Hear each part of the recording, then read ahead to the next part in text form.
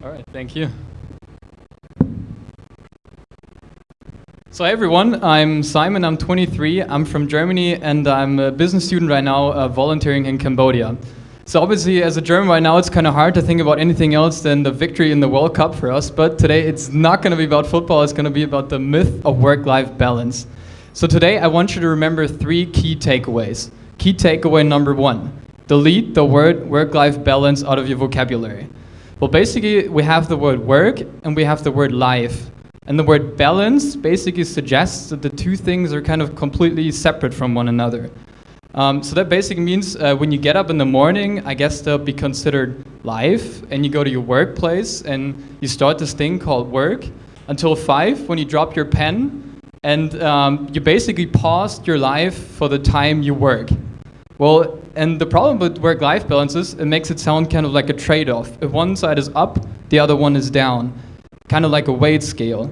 But actually, you can't really separate work and life. Everything is life. Life is 24 hours a day, and you can take a break from work, but you can't take a break from life.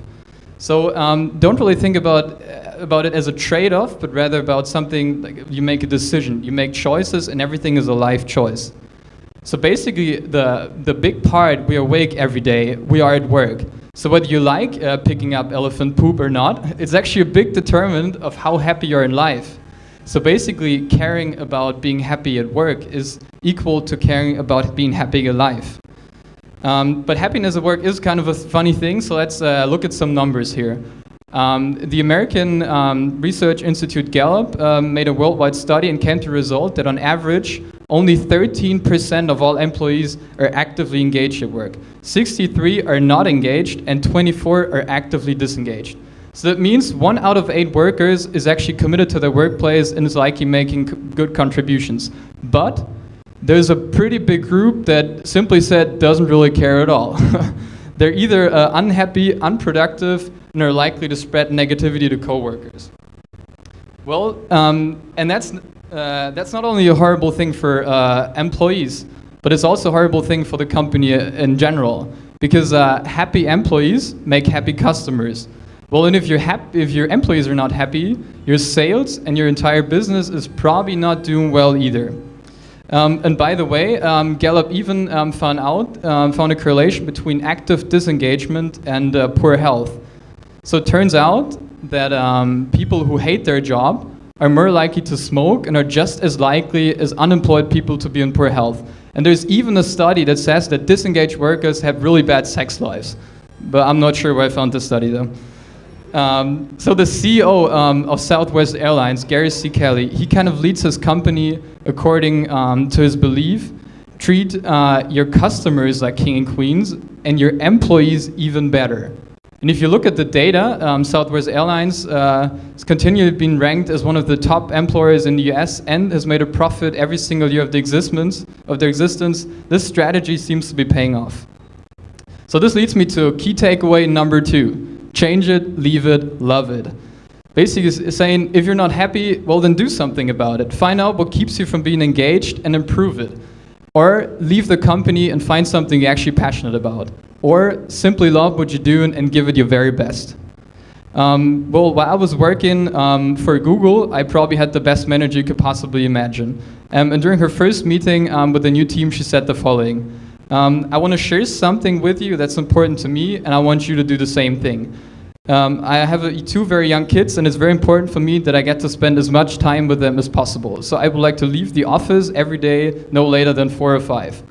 I want you to not book any meetings with me after that.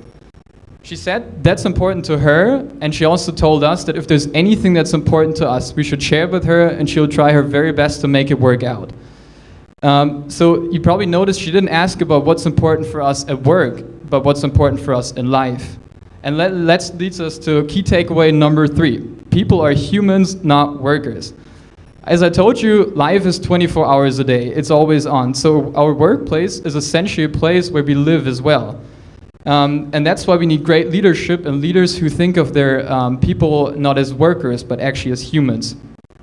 So this extraordinary lady I just told you about certainly managed her team in the interest of the company, but she also made sure that all her employees are humans in the company.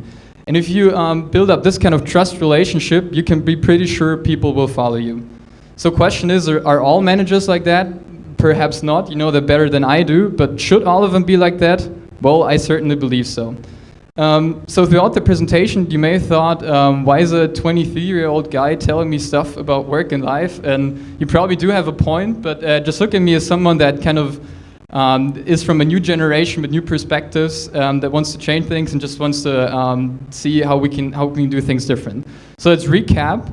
Number 1, delete work-life balance out of your vocabulary. Number 2, change it, leave it, love it. Number 3, workers are people are humans and not workers. And I'll end up with one last thought, as someone that still gets to enjoy some student life. So everyone, work hard, party harder. Cheers, thank you, and have a fun rest of the night. Thank you.